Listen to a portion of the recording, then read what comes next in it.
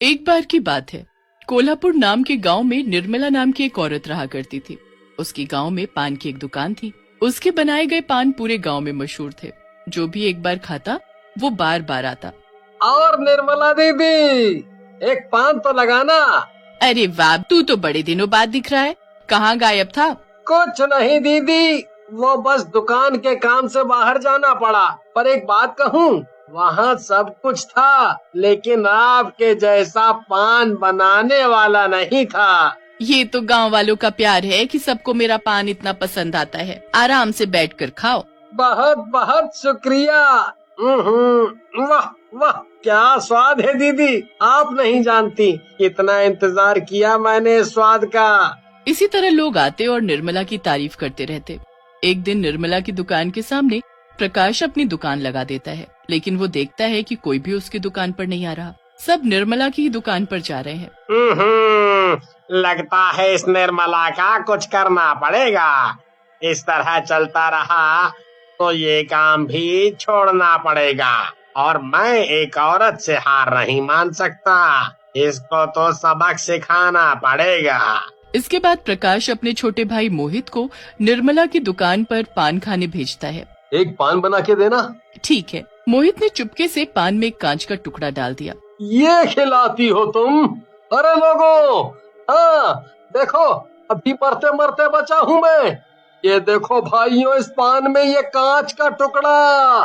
अरे कितनी लापरवाह हो तुम। अभी मुझे कुछ हो जाता तो? रुको, अभी बताता हूँ पुलिस को ये सब। इसके बाद वो पुलिस के पास जाता है और पुलिस को सब बता देता है। सुनो निर्मला, कल से तुम्हारा ये ठेला दिखने ना पाए, समझी? तुम्हारी इस लापरवाही से किसी की जान जा सकती थी। साहब, मुझे नहीं पता ये कैसे हुआ। मैं तो यहाँ कई सालों से पान बना रही हूँ, आज तक ऐसा कभी नहीं हुआ साहब। अरे मोरी मैया, तो क्या कहना चाहती हो? मैंने डाला है वो कांच उसमें? नहीं भाई, मैं बस ये कहना चाहती हूँ कि मुझे नहीं पता ये सब कैसे हुआ। देखिए साहब, इसकी उम्र हो गई है, मुझे नहीं लगता इसका इस तरह काम करना सबके लिए ठीक रहेगा। आपसे गुजारिश है, आप जो भी फैसला ले सबकी भलाई को ध्यान में रखते हुए लें। देखो, कल से तुम यहाँ काम नहीं करोगी, समझी?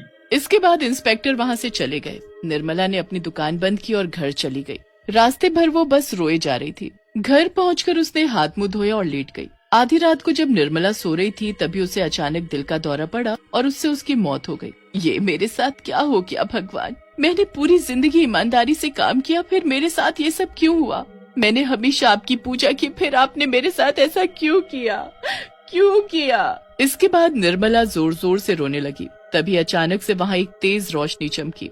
रोशनी से आवाज आई, निर्मला मत रो, तेरे साथ जिन लोगों ने भी ये सब किया है उनको इसका फल जरूर मिलेगा, और वो फल उन्हें तू देगी। कौन है वो? जो तुम्हारी दुकान में उस दिन आया था।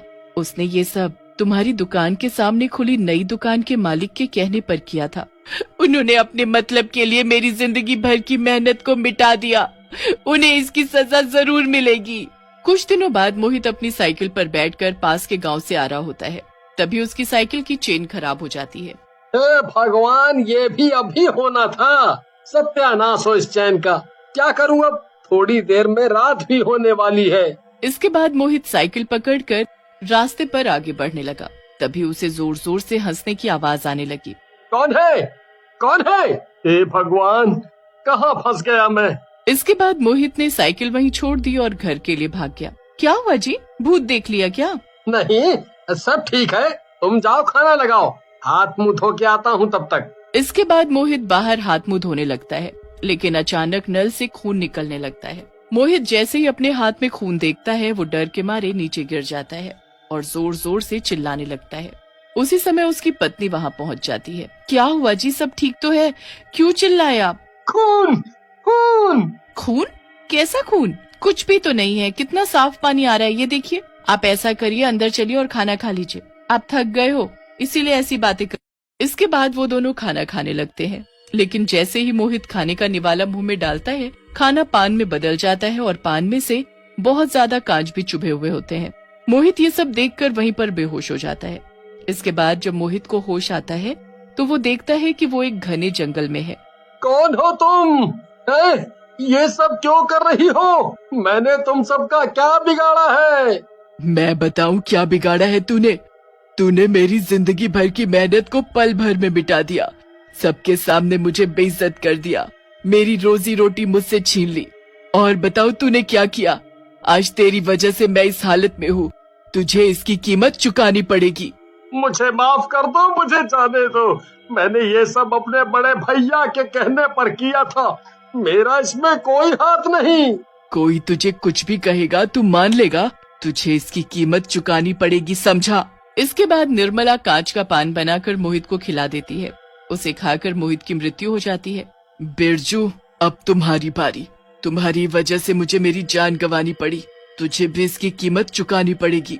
इसके बाद अगले दिन जब बिरजू अपनी दुकान पर काम करते करते एक पान बनाकर खाने लगता है, जैसे ही बिरजू पान खाता है उसके मुंह से खून निकलने लगता है।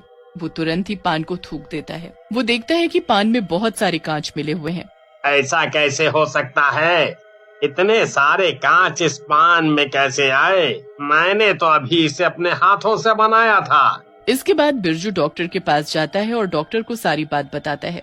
देखो, मुझे लगता है कि तुम्हारी उम्र हो गई है, इसीलिए तुम्हें अभी ये काम छोड़ देना चाहिए, क्योंकि समय के साथ साथ इंसान की याद रखने की क्षमता भी कम होती जाती है, जिसकी वजह से उसे काफी बार नुकसान भी झेलना पड़ता है। क्या पता तुम्हारा ध्यान चीजों से हट गया हो और तुम कुछ और सोचकर कुछ और डाल रहे हो। आज तो ये तुम्हारे साथ हुआ है, पर कल को किसी और के साथ होगा तो बात बढ़ जाएगी। इसीलिए जितना जल्दी हो सके ये सारा काम छोड़ दो और कुछ ऐसा करो जिससे किसी और को नुकसान न पहुँचे। इसके बाद बिरजू दवाई लेकर घर चला जाता है। घर आकर बिरजू की पत्नी बिरजू का ऐसा हाल देखकर चिंता में आ जाती है। ये कैसे हुआ जी? आप ठीक तो हो? अरे हाँ, मैं ठीक हूँ। डॉक्टर के पास गया था, दवाई भी ले आया हूँ। तुम चिंता मत करो, एक गिलास पानी दे दो बस। आप रुकिए, मैं अभी लाती हूँ। इसके बाद बिरजू पानी पीता है और सो जाता है। आधी रात को बिरजू को सपना आता है कि वो एक चुड़ैल के सामने खड़ा है और भागने की कोशिश कर रहा है, लेकिन भाग नहीं पा रहा। इसके बाद निर्मला जैसे बिरजू को धक्का मारती है, तुरंत बिरजू की आंख खुल जाती है। वो देखता है उसके सामने निर्मला खड़ी है। तुम? हाँ, मैं पहचाना, क्योंकि जब भगवान किसी के पापों की सजा देना चाहता हो ना, तब वो हर वो काम करता है जिसके बारे में हम सोच भी नहीं पाते हो। और तुझे तेरे पापों की सजा मैं दूंगी, समझा तू? तेरी वजह से मेरा काम रुक गया, मुझे मेरी जान तक गंवानी पड़ी। तुझे इसकी सजा चुकानी पड़ेगी, समझा तू? जा, सबको बता कि उस दिन वो तूने किया था। जा बोल उन्हें, तेरे पास शाम तक का ही वक्त है। इसके बाद अगले दिन बिरजू ने पूरी पंचायत के सामने अपनी गलती मान ली। मैं जानता हूँ मैंने गलती की, मुझे माफ करो आप सब। हमसे क्या माफी मांगते हो? जिसके साथ गलत किया है उससे मांगो। काश निर्मला दीदी जिंदा होती, उनसे हम सबको भी माफी मांगनी चाहिए। उन्होंने इतने साल हमारे साथ काम किया, जब उन्हें हमारे साथ की जरूरत थी तब हमने उनका साथ नहीं दिया है। सबको भी काश उनसे माफी मांगने का मौका मिल पाता। तभी अचानक वहाँ निर्मला आ जाती है। मैं खुश हूँ कि आप सभी को अपनी गलती का एहसास हुआ।